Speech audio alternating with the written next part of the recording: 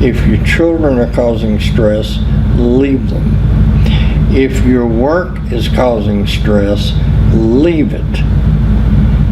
Otherwise, you will die. Now, that's pretty powerful.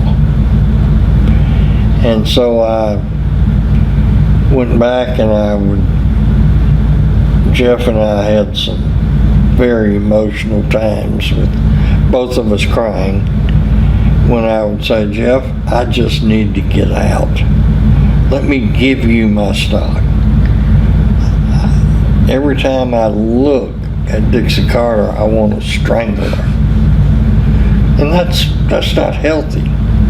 Let me get out. And then me and Jeff's mother were divorced. We were married just 9 years. Deborah and I have been married 47 years, so. But anyway, it didn't work. And he said, no, you left me, and now you're trying to desert me again. So I said, well, we got to do something different. So I found some investors that were willing to give Jeff and I the money to start over and just let the Carters have TNA, because they wouldn't have lasted as long as the Von Erichs did. And so Jeff and I would talk about it often, and he'd say, well, how are they doing? I said, they're right on board. And I went to New York, and I got a little scared. I don't know if you know New York, Brighton Beach. No. Well, it's where the Russian mob lives, and the Russian community.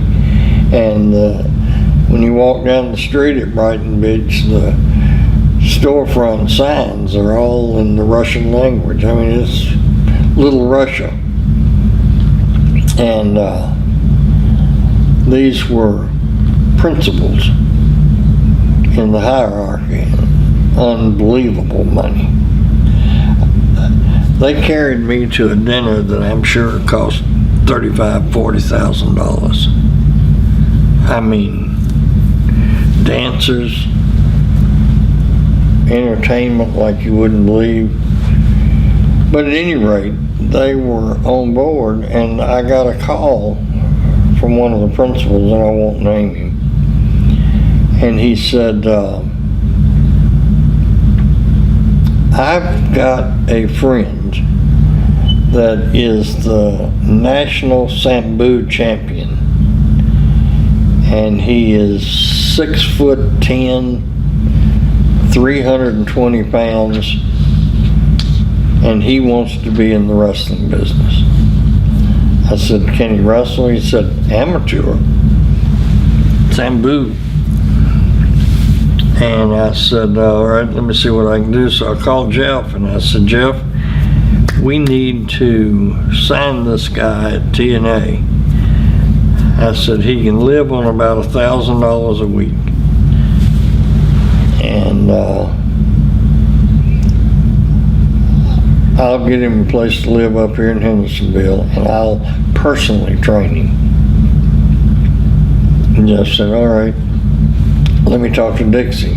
Dixie came back and said, no, we can't afford $1,000 a week for somebody to train. I said, Jeff, did you tell her this guy is bigger than Hulk Hogan?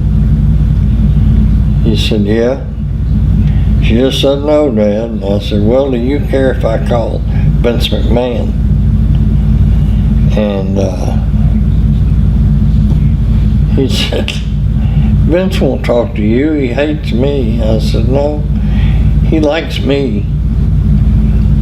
He said, yeah, fine with me. So I called him. And Vince said, will you put your stamp of approval on him? I said, yes, sir, I sure will. He said, well, send him to the office and I'll sign him up and put him in school. So called Jeff back and I said, Vince is gonna take him. Okay. So Deborah and I took my daughter and her husband and our grandson to New York on a vacation. And I talked to my Russian friends and said, Vince wants to see him. Here's the number. Johnny Ace, you know, he said, have him call Johnny. Laryngitis. Yeah. And so he called them and they said, yeah, come over. So Laryngitis then called me and said, Vince will send a plane after you. He'd like to see you and have you come with your Russian friend. And I said, I'm in New York. He said, why don't you run over with him?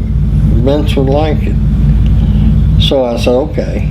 I mean, these people are doing me a big favor and sealing my relationship with wealthy Russians. And so I go over and then Vince says, I think he said, Lawler told me that you really were trying to get out of TNA. I said, I am. He said, well, why don't we grin for the camera and I'll tell the world you're here. And said the goofy Panda Energy people will think there's a spy among them because they're really marks in our business. And I said, yes, so they are. And I thought, well, you know, this is a way for me to get out because they're liable to explode. Right. Because you couldn't get out of your deal with them? Well, every time I'd go to leave, Jeff would say, you're abandoning me. Right, I see. And it was, you know, shoot, you love your children, you don't want them to. So I thought, well, if they run me off, I'm not abandoning anybody. Well, exactly what Vince McMahon knew took place. Before I got back to the hotel in New York, they signed wasn't his name Oleg? Oleg Prudius. Prudius, okay. Yeah, they signed him and he was happy and the Russians were happy. I got back, Jeff's calling me and he said, boy, Bob Carter's mad. And I said, I don't give a shit, son. Bob Carter may be the stupidest billionaire on the face of the earth.